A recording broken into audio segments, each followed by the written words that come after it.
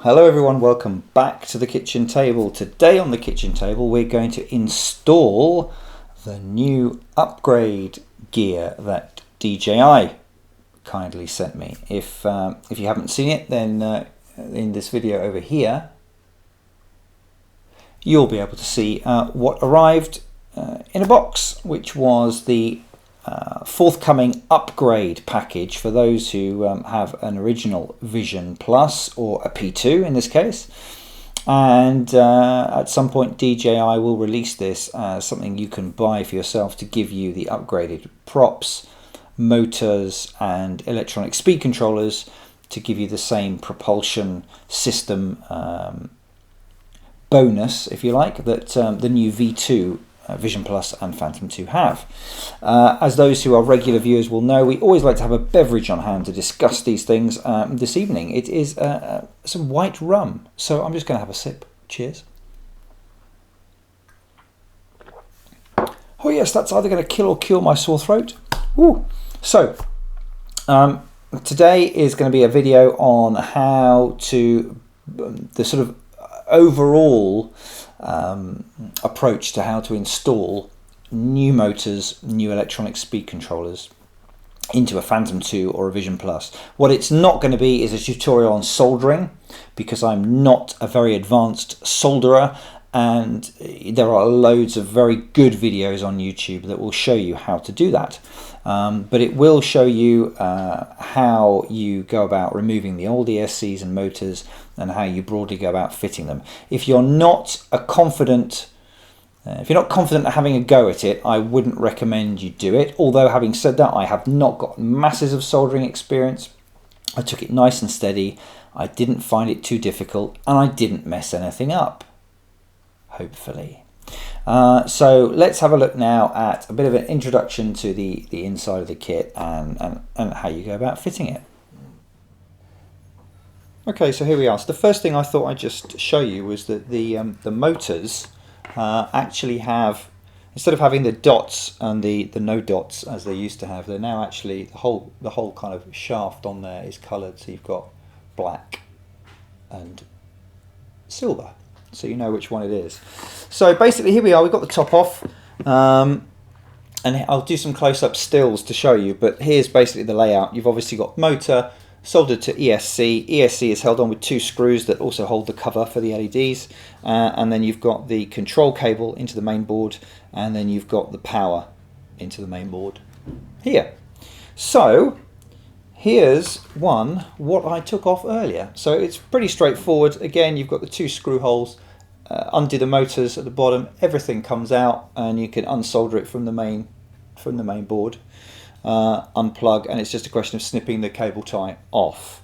And yeah, so let's have a little, there's a comparison side by side. You can see on the motors the underside is very different, where previously we had the proud rotor and the E-clip right out in the open there. It's all kind of nicely tucked away inside there, a lot less likely perhaps to encounter a problem, and yeah, very different on the windings in there. Look, all looks good and shiny.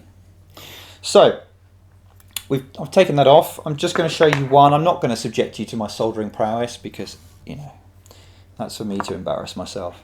But what I've done is I have soldered the motor onto one of the ESCs, and it's going to be ready just to be mounted in, soldered to the main board. And then it's just a question of going through and doing the same thing 4 times. One other thing that I did notice, which was pretty interesting, is look at the thickness difference in the cables.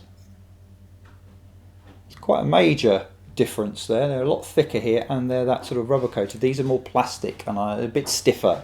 So anyway, I've just soldered them exactly as per this one, just on the same thing. I made sure that I've got a black prop swapped over for a black tip prop, and then we'll continue on round. The only other thing to watch is that the motors get their handedness either spinning clockwise or counterclockwise from how they're wired up to the ESCs. So just make sure that you copy the wiring from the old ESCs when you're installing the new ones. So for example here, the silver no spot motor here is yellow, red, black, whereas the one with the black spots that obviously spin in the other direction, they spin clockwise, are red, yellow, black. And if you match that, you'll get everything spinning in the right orientation. Okay, so here we are. It's taken about an hour going pretty carefully and cautiously and watching what I'm doing. You know, like I said, I'm not going to show you my soldering technique. 1, because it puts me under undue pressure, and 2, because it's very awkward getting the camera in an angle that's close enough and that doesn't get in the way of me moving things, and 3, because my soldering's rubbish and you'll criticise it, but there we go. So yeah, it's about an hour to do that. Everything's gone in okay. A couple of things that I will mention. One of these is a very good idea for getting rid of the solder that's on the main board when you remove the old ESCs.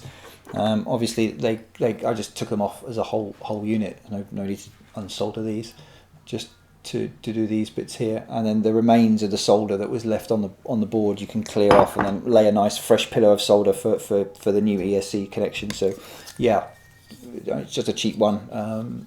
Just, you know, you melt the solder and up it comes. So that was cool. That worked very well. Other things to watch out for. These new wires on the motors are annoyingly those plastic type coated wires. You know, the old ones, the thicker ones, are really sort of almost more rubbery and sort of flexible. You know, these ones are stiff, and you know, you always feel you're kind of putting them under a bit of pressure, and it makes it quite awkward to hold things in place, and yeah, I don't like them. But there we go. But other than that, it went okay. You know, it's just a matter of now re-cable tying, zip tying all the bits that were zipped up before, just to make sure that nothing's loose. And obviously to do a test, which I'm going to do in a minute. Dun dun dun.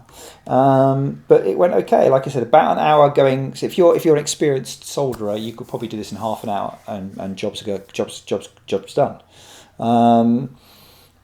Any other particular issues? I'm trying to think if I came across it. Oh, the only other thing is, because of these stiff wires, just make sure when you're sort of finding a place for them that they're not hanging around anywhere that can be pinched. These ones here, if you noticed here, I just need to sort of force them down and out the way and make sure that that's well clear of the lip. Otherwise, when we come to putting the top shell on, we're going to have an issue. So yeah, it went reasonably well. That's from somebody who is very inexperienced at soldering. If you're an experienced solderer, it's pretty much a not too difficult job.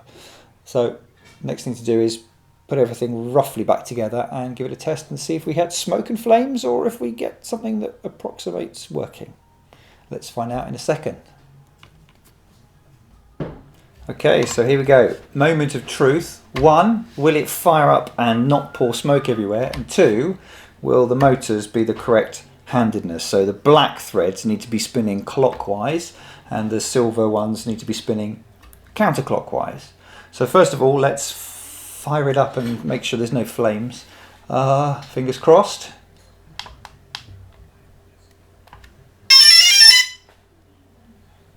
Nothing so far. Hey, so far so good. Can't smell burning. This is a good start. So what I'm going to do is just fire up the motors and just check for the orientation. Now this is just loose fitting, so there'll be a bit of rubbing and so on the covers because I haven't tightened everything down in case there's a problem. So we want the motors with that would spin the black props to be clockwise. So this one needs to be rotating this way, and the silver ones need to be rotating anti-clockwise. So let's give it some juice. Hey! So this one is definitely spinning clockwise. This one's spinning anti-clockwise. This one's spinning clockwise. This one's spinning anti-clockwise. If I tighten everything down, just getting a few rubs. Here we go. And we'll stop. I would say that's a bit of a success. Next stop, tighten everything down, recheck you're not binding any of the wires, and hope for some decent weather for a test flight. So there we are. So far, so good. I think a success, and perhaps another toast. Cheers. So yeah, really pleased with that. As I said, I took my time. probably longer than it needs to be done if you're a competent sort of solderer. But I think if you take your time, do everything carefully, that's got to be preferable. And now I'm left with 4 of these, so, you know, some spares, which is handy. I'll definitely keep these and keep them, you know, looked after, and these could be spares for the Vision. So yeah, there we go. The next step is to obviously tighten everything down, double check that we're not catching any cables, and I'm going to double check the solder joints. I'm going to give them a little bit of a pull with a thumbnail and give them a tug and just make sure that they're definitely there, and also make sure there's no shorts. I mean, obviously the fact that it all fired up fine looks good, but I don't want to risk any issues. I might go over the solder joints that I've done with a bit of liquid electrical tape, which I used in my F450 build, and just insulate between them and just double, triple make sure. But so far I'm really happy with that. I'm quite proud of myself that I did that without any mishaps.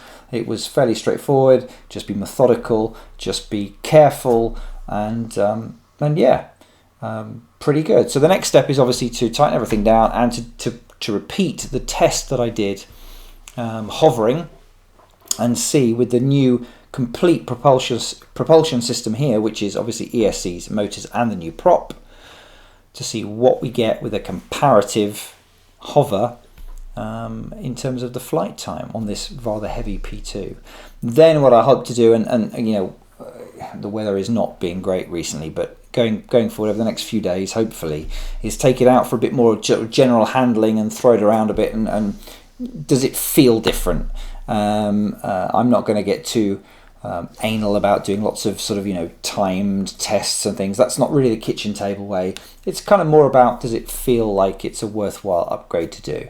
And I think for most people, the thing that would make it worthwhile is if you get more airtime for your expensive smart battery. And if you know you can if it's a substantial amount, then that would be quite beneficial. And if it's a lesser amount, well, then that helps you to decide whether it's something worth doing and worth going through the effort. So anyway, thanks very much indeed for watching, and I'll see you again soon on the kitchen table. Until then, cheers.